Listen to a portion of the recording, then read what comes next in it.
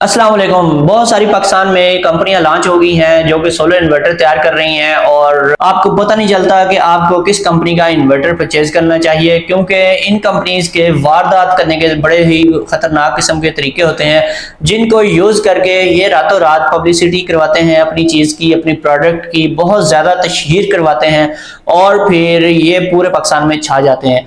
100-200 piece ये तैयार करवा कर सेल आउट जब करते हैं तो इनको अच्छा खासा मुनाफा मिल जाता है, क्योंकि इन्होंने क्वालिटी बहुत ज़्यादा हल्की यूज़ की होती है। इनका पीसीबी बहुत लो क्वालिटी का होता है, लेकिन ऐसे इन्वर्टर्स जो होते हैं इनके अंदर फीचर्स आपको सारे ही देखने में मिलते हैं।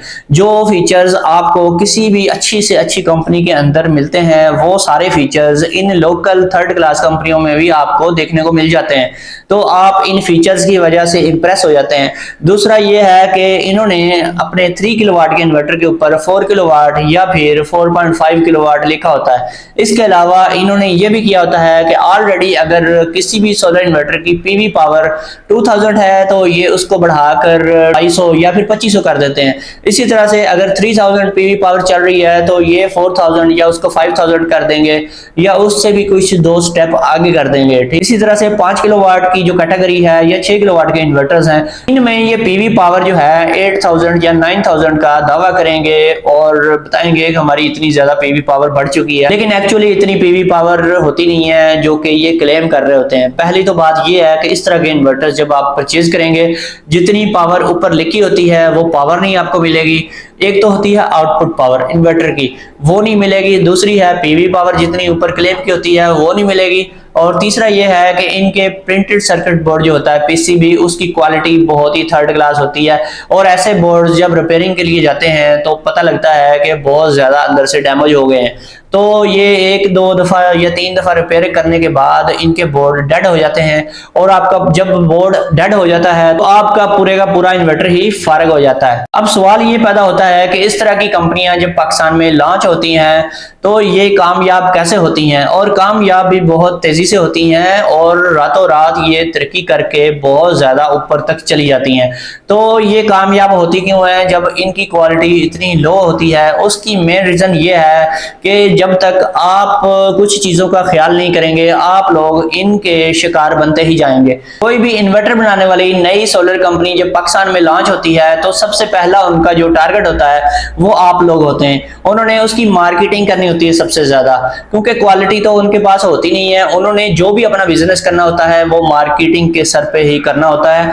तो इस मार्केटिंग का आप सबसे पहले शिकार हो जाते हैं, क्योंकि आपने जब भी कोई चीज परचेज करनी है आप यूट्यूब को खोलते हैं, उसमें आप उसकी अनबॉक्सिंग, रिव्यूज, इस तरह के कीवर्ड्स को लिखते हैं, यूज करते हैं। जब ये कीवर्ड्स आप यूज करते हैं सर्च में तो इन कंपनीज के इन्वर्टर आपके सामने आते हैं। तो इन कंपनीज के इन्वर्टर कौन सामने लेकर आता है? वो हमारे जैसे यूट्यूबर्स लेकर आते हैं, क्योंकि यूट्यूबर्स ने लिए होते हैं पैसे इन कंपनीज से रिश्वत लेने के बाद वो इनकी तारीफें करते हैं, तारीफों के पुल बांध देते हैं, जमीन आसमान के किलाबे आपस में मिला देते हैं। वो कहते हैं जी इससे अच्छा इन्वर्टर पाकिस्तान में है ही कोई नहीं, इसमें ये पाया जाता है, इसमें वो पाया जाता है, इसमें ये है, इसका फायदा ये है, इसका वो है।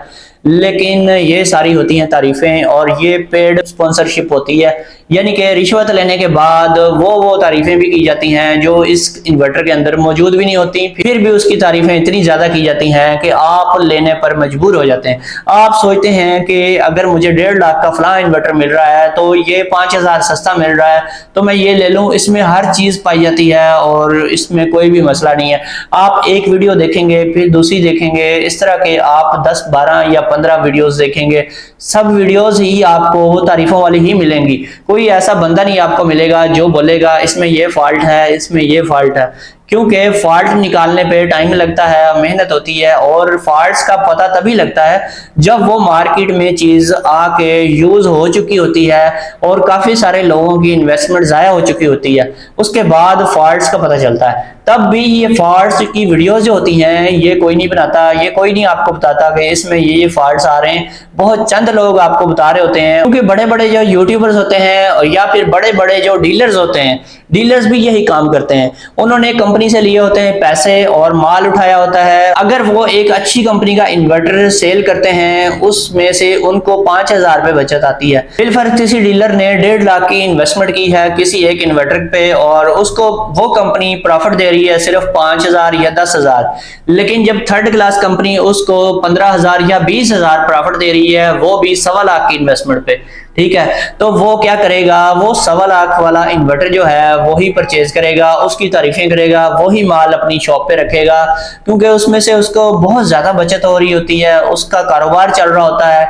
और जो कस्टमर होता है वो भी बेचारा गरीब होता है, पता नहीं कहाँ से पैसे जमा करके आता है इन्वर्टर परचेज करने के लिए, तो 10-20 हजार ऊपर नीचे हो रहे होते हैं। वो भी सोचता है जहां 1.5 लाख या 2 लाख का इन्वर्टर मैंने लेना है, वही लाख 1.25 लाख में वही काम हो रहा है मेरा, तो मैं ये सस्ता ले लेता हूँ, वो सस्ता लेके चला जाता है। इस तरह से इनकी सेल बहुत ज्यादा होती है। इनकी सेल को बढ़ाने में सबसे ज्यादा जो किरदार होता है वो डीलर्स का होता है, वो दुकानदारों का होता है, वो इन चीजों की तारीफें करते हैं। इसके अलावा वो लोग जो यूट्यूबर हैं, जो इनसे पैसे लेते हैं, इनसे गिफ्ट वसूल करते हैं और वीडियो बनाकर इसकी तारीफों की डाल देते हैं, जिसके बाद सेल में बेतहाशा इजाफा हो जाता है और बहुत सारे लोग जो हैं इनके हाथों लुट जाते हैं। उसके बाद कंपनी इस तरह की जो लोकल थर्ड क्लास कंपनी होती है वो 100-200 पीस बेचने के बाद दोबारा पैसे जब इकट्ठे हो जाते हैं तो फिर चाइना से मंगवाते हैं माल, दोबारा तैयार करवाते हैं, तो वो दावा भी कर रहे होते हैं कि हमारे जो हैं इन्वर्टर ये वोल्ट्रॉनिक बेस्ड हैं, ये फलां हैं तो फलां हैं, लेकिन ये सारे दावे जो होते हैं वो खोखले होते हैं। तो आप कोशिश करें जब भी आपने इन्वर्टर परचेज करना है तो ऑलरेडी जो कंपनीज चल रही हैं और अच्छा काम कर रही हैं उनको आप प्रेफर करें, उनके इन्वर्टर्स परचेज करें, ताकि आप अपने पैसे जो हैं वो ज़ाया होने से बचा सकें।